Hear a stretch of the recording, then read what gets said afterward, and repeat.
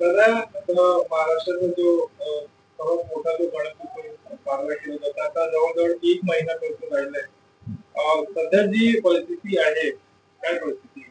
सध्या यावेळेला पीओपी साठी जास्त म्हणजे 9 तारीखला डिक्लेरेशन केलं होतं सरकारने की पीओपी ला म्हणजे हे चालू केलं.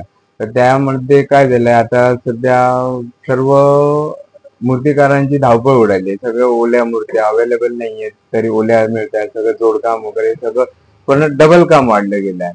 त्याच्यामुळे म्हणजे भयंकर असा ताण निर्माण झालेला आहे आता, आणि दिवस पण कमी राहिलेले आहे. आधी महाराष्ट्र सरकारने पीओपीवर जो बंदी घातली होती आणि आता थोड्या दिवसापूर्वी त्यांनी बंदी उठवली, त्यामुळे जे मूर्तिकारांचे ज्याचा हाल होतो त्याला मूर्ती तुम्हाला भेटते का? आता सध्या मूर्ती आता आम्ही आणायला गेलो तर तिकडे पेंट साईडला, तर आम्हाला पूर्ण दिवस एक एक दोन दोन मूर्तीसाठी पूर्ण दिवस इथे होल्ड करून ज्या जशी काढतायत साच्यामध्ये तशी काढून मग आम्ही आमच्या गाडीमध्ये भरून घेऊन येतो.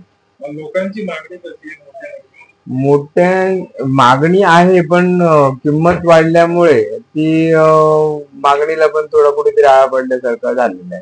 मागच्या वर्षापासून या वर्षी मोठ्यांची काय वाढ झाली? तरी कमीत कमी पर मूर्ती मागे 500-600, म्हणजे छोट्या मूर्ती मागे 500, 400, 500, 400, 500 प्रत्येक मूर्ती मागे. मोठ्या मूर्ती मागे 2-2 हजार, 3-3 हजार जास्तच वाढलेली आहे. म्हणजे कुठे ना कुठेतरी मूर्तिकारांचे हाल होत आहेत. भयंकर हाल होत आहेत, भयंकर. आज म्हणजे आम्ही मार्च एप्रिल पासून जे काम करतो ते काम टोटल बंद होतं. आता आमचं 9 तारीखच्या नंतर काम चालू झाले. त्याच्यामुळे आता एक तर कामगार मिळत नाहीयेत, काम होत नाहीये, आणि बुकिंग घेतली तर ते काम करतात तेवढ्या पिरियड मध्ये काम पूर्ण होत नाही. त्याच्यामुळे आम्हाला आमची पण परिस्थिती सध्या जाम हालाकीची चाललेली आहे. जवळपास 1 महिना राहिला आहे गणेशोत्सवाला आणि मोठ्या मूर्त्यांचे जसं हाल होते तसं प्रकारे तुम्ही राखणार.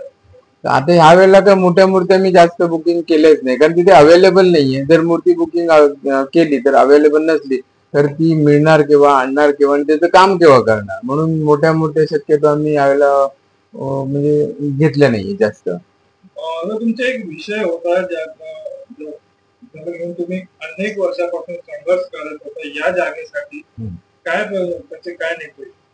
आता काय, आज 2022 पासून आम्ही या जागेसाठी झटतोय, कारण माझा जो उदरनिर्वाह आहे हे सर्व गणपती काम आणि नवरात्रीच्या देवी यांच्यावरच मी माझी उपजीविका सर्व आहे. माझी फॅमिली सगळं आम्ही काम करून आमची उपजीविका करत असतो.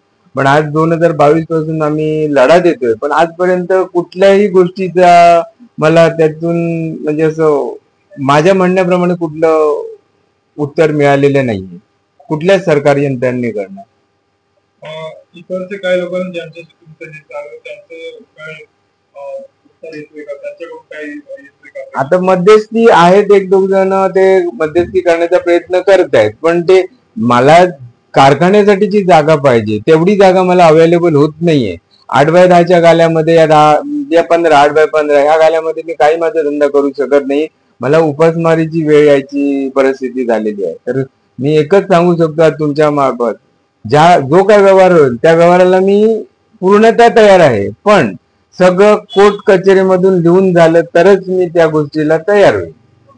जर तुम्हाला योग्य जागा भेटली तर तुम्ही ते करायला तयार? हा, योग्य जागा जर मला मिळत असेल, म्हणजे मला कारखान्यासाठी, जी माझा आज कारखाना आहे ज्याच्यावर माझी आज उपजीविका आहे, माझी घरातली फॅमिली आहे, सर्व आम्ही लोक हे काम करणार. त्याच्यानंतर वर्षभर आम्ही त्याची आमचं जे काय व्यवहार असतो तो त्याच्यावरती भागवत असतो. आणि आता सध्या तर अशा पीओपी बंदीमुळे आमच्यावर भयंकर म्हणजे संकटच आलेलं आहे जवळपास.